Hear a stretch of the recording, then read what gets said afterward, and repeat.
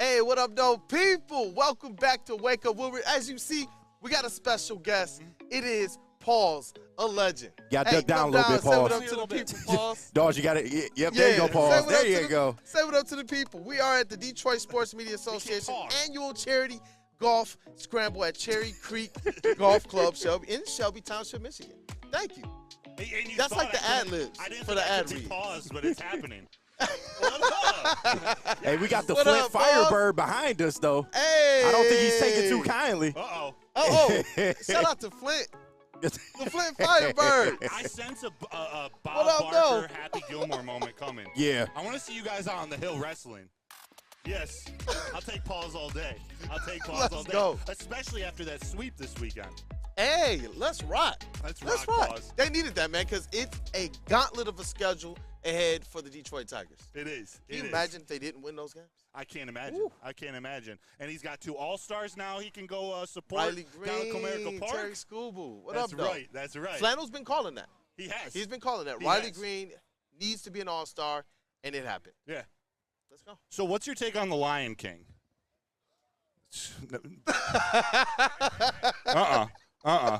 Tigers are about 2 years out. Onward. Pause. You are the man. Thank you so much for stopping by. Let's go.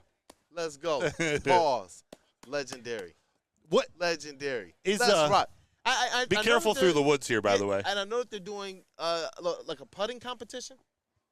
I think so. Something like that. Yo, look, my money's on Paul's, though. You think he's a putter? I think so. More than Rory? Is Roy here? Oh, I got to imagine Roy's here somewhere. Man. Maybe. What's Sparty's mascot's name? Let's see Sparty back there. Mike G just asked me, ask Pause if you would dump El Mago for a bag of balls. He said that during break, but Pause goes, no comment. Yeah. No comment. He wasn't speaking words with that question. We got a ton of mascots. Wow. Yeah. Minor league teams? No, I think some are the USPBL, Jimmy John's Field. The USPBL Baseball League, because I see the Birmingham Beavers. I see the West Side. I don't know all the mascots. They got different names on their front, but Hey, it's a day. Yeah. Shout out. Hey, what up, though? We'll see them walking behind us. But Kool-Aid. Yes, sir. Our Detroit Pistons, our credentialed Pistons beat reporter and writer. You're headed out to Summer League. Yeah. I can't wait, man. You get to see some of the rookies next week. But before we get into those rookies, Trajan Langdon's at it again. He made 3 big signings. One, an unrestricted free agent he brought in from elsewhere. One, a re-signing from a player they got last year midseason. And then they also added to that coaching staff. Well, let's start. Shooting guard Malik Beasley. Yes, sir. Malik Beasley, sharpshooter. We've been talking about the Pistons. They need floor spacing. They need 3-point shooting. Kool-Aid, did Trajan Langdon just solve that with one swoosh? Yeah, I mean, he's been solving that. If you want to throw Simone Fontecchio in there, who only played, 16 to 19 games for the Detroit Pistons, there's going to be a whole lot more shooting here on the Detroit Pistons around Cade Cunningham next season. This is all that anybody's asked for. Get him shooting, and not just any shooting. Availability. That's the best ability. That's what these guys do. So the thing that you see here between kind of the common theme between Trajan Langdon's free agent signings versus what we've seen during the Troy Weaver era is the fact that Trajan Langdon's players are projecting to actually play. That's huge. And not just play, but shoot it at a high clip. All of these guys are at 40% plus from behind the arc on high volumes. I think Tobias Harris might be the one that shoot like 3 or 4 threes per game, so not the highest of volumes, but he's still shooting 40%. And when he does start to get busy, he's one of those rhythm shooters that when he wants to shoot 7 or 8 threes, he's going to hit at a high clip as well. He's not one of those guys whose percentages really start to tail off. And so, yeah, Trajan Langdon went, and we talked about it before the break, and really prioritized getting veteran offense here. I think it's easier to teach up these young guys the type of offense you want them to fit versus being able to teach some of the other skills and traits and intrinsic abilities that they do have. But, yeah, Trajan Langdon, by far, he's improved this team. He's improved the shooting. I don't think that you're going to see this team be one of those ones that leads the league again in multiple lineup combinations. No. So, yeah, you're going to have some stability. I can't figure out what their starting lineup's going to be now because you got to probably slide Malik Beasley in there. We'll talk about that in 1 second. But Malik Beasley, 1 year, $6 million to come in and shoot the lights out. The availability, the possibility we can deal him at the deadline to a contender. But nonetheless, he's the guy they needed anyway to come in, not just support or work alongside Tim Hardaway Jr., but to actually get some of these younger guys help out some of the younger guards, but also help out Cade on the floor where when they start to double Cade, he has a sharpshooter, a 41.3% volume sharpshooter from three with a little wiggle. After he makes a three, he's got the little shimmy. Got a little bit of that shimmy, man. Kind of underrated was a little swagger. Yeah, I hate Antoine Walker. But Not he a had fan the of swagger, that man, bro. But he's got that swagger. And I don't know if this is something we need to spend a lot of time on or it hasn't been talked about much, but it seemed like the Pistons weren't really having fun last year. Like, there was no swagger. Not that you can really have too much swagger. It was 14 wins, but Malik Beasley brings a little attitude. And you know what? It's a little attitude, not just to the team we had last year, but to a team that is looking very much improved. I like Malik Beasley a lot. And it's really because of the number one thing that he does, and that is shoot. But this squad, you're right. For a young squad that's seeking an identity, you do need some players that carry a little bit of an edge. Tobias Harris carries a little bit of an edge. For some of the knocks that I hear against Tobias Harris, when you see him play, that man finishes a lot of plays with mean mugging at the end of it. Tobias Harris be out there talking trash to people too. Like, he has an edge, and you need it from a player who can go out there at any time and drop 25 on your head. It's different last year when you got a lot of these young players where Cade Cunningham was the only young player for a long time that could consistently say anything. Then all of a sudden, Simone Fontecchio get here, and I hear him chirping. Why? Well, because he can drop 20 on your head at any given moment. That's what I'm saying. So when you're adding players like Tim Hardaway Jr., who is going to bring a little bit of razz and pizzazz after he makes some shots, when he's playing defense, he's going to be talking to you. And Malik Beasley, who you talked about doing the shimmies and all of that. Yes, you need these types of identities on your team as long as these players are producing. Dante 151 Broder, and he's a free agent from the Bucks. Yeah, he's used to winning. Yep. Yeah. He's used to winning. Did he? All these players. Did he play for Bickerstaff at any point in his career? Because Bickerstaff was with Milwaukee at some point, right? Maybe that was way back when. Yeah. But all these players are used to winning. I mean, Tim Hardaway Jr., regardless of what people want to say about his finals performance or not, he was there. He got that experience, and he was the number 3 leading scorer on the team that got to the finals. You got Tobias Harris, who's been playing on a lot of winning teams, except for when he got to the Pistons. Yeah. But you know what I mean? Even that team made the playoffs. So these guys are bringing a lot of experience. They're bringing a lot of players to the squad that know how to get it done in high-pressure situations, which bodes well during a regular season in which most good teams have the luxury of doing. So to have players that understand the different levels and how tough and how hard you have to play to really get a win in this NBA, these guys are going to have to be the ones that go out there every single night. If the Pistons are talking about competing every night, now you got players that understand what that actually means. Yes.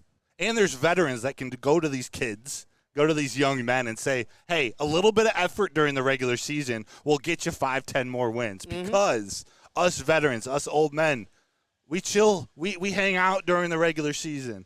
We give it 70% load management. That's for us. That's for us. So just give a little effort. You guys should win 20 games, and then let's go from here. The double whammy this weekend to just add to this Malik Beasley signing is bringing back Simone Fontecchio. 2 years, $16 million. He played with the Pistons for 16 games last year. Shot over 42%. Let's go. Almost 43% from three. Simone Fontecchio is one of those young guys I'm really excited about. Kool-Aid, tell me about this fit. Simone Fontecchio, and you know what? I'm still waiting to get all of the details about his signing because we talked about the Pistons having the ability to use their exceptions without using their cap space. So if that's the case, they're saying that they believe Simone Fontecchio might have been signed using a 2-year, $8 million a year, $16 million total exception, which would be amazing. Why? What's that mean? That means that the Detroit Pistons didn't have to use their actual cap space to sign him, and that still keeps them in position to go out there and make other moves to be able to acquire even more draft picks. So, yeah, and then when you're talking about Simone Fontecchio, when you're taking a 2-year bet on the Detroit Pistons like this as a young player who probably could have gotten a little bit more in the open market, just a little bit more in the open market, it shows that maybe they do believe in what's happening right now with this Detroit Pistons team. Simone Fontecchio talked about the fact that when he first got to Detroit, regardless of everything that was going on around here with all the losing, he said that being here with these young players was much different than what it looked like from the outside. He said Cade Cunningham was the first player that he's ever played with in his 3 years in the NBA that ever asked him, hey, where's your pocket? In terms of where do you want me to pass it to you? Hey, how do you like to move? What's your type of game? He said that Cade was the first player that came to him and asked him that because all these other players, they treat him like he's insignificant. And why would you? It was Simone Fontecchio. Fontecchio. It was somebody, but now all of a sudden he's proven himself. So, yeah, I like Simone Fontecchio. He wants to be here. He's taking a bet on Detroit. He's taking a bet on himself as well. If he does what we know he can do, it's going to look like a bargain these 2 years, but it's going to take a bag to bring him back. Maybe he's the guy that takes over for Tobias Harris full time. Yeah. When those 2 years are up. Yeah, there's a timeline being built with these contracts, which with the type of players they're bringing in on these contracts, it should signal when I think Trajan Langdon believes this team is about ready to, put the pedal to the metal, really hit the ground, and start contending, start competing in the playoffs consistently. You talk about that mid-level exception, leaves cap space open, more moves, maybe a trade incoming. Don Beats in the chat talking trades in there. I want to maybe talk about that in the next segment. But last bit of transactional, strategical information. Sidney Lowe.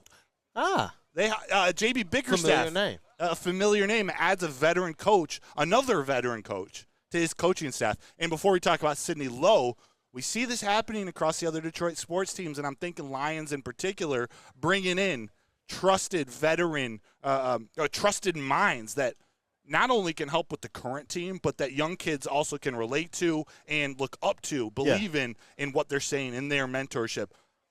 I think this is a big hiring. Another bit of credibility on the bench next to JB Bickerstaff. Excuse me. It is, and you know what? It's a name that is also connected to former Detroit Pistons coach and current front office personnel, Dwayne Casey. Sidney Lowe was previously on Dwayne Casey's staff.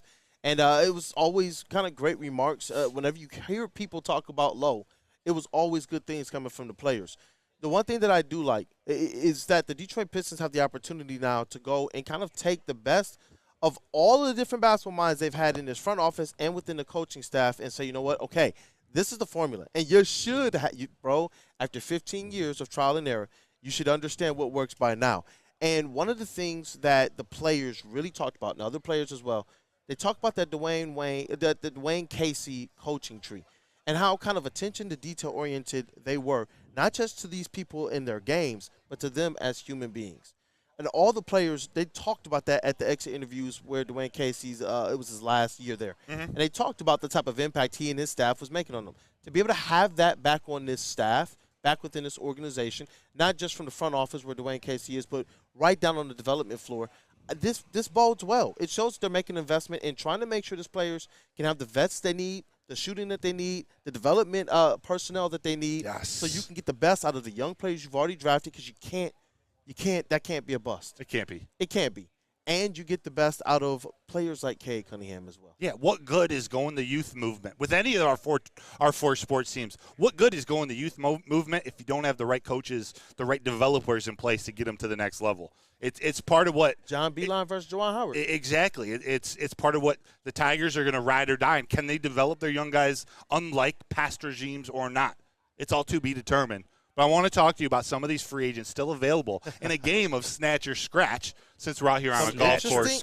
Some interesting names, man. We got to get KG in on that one, too. We got to. And I'm going to tell you about Planet Fitness here in a minute, but we're out at the Cherry Creek Golf Club out here in Shelby Township, Michigan, for the Detroit Sports Media annual charity golf scramble. Again, I'll remind you, since they started in 1955, raised over $500K in gross profits for revenue for scholarships, broadcasting program grants, charitable contributions for meaningful causes like the Michigan Athletes with Disabilities Hall of Fame, the Gleaners Food Bank, Set Sail for Autism, and the Detroit Lions Academy. I'm looking at the president of the DSMA, Neil Rule, right in front of me here. We will be back in just a few minutes, but let me tell you real quick.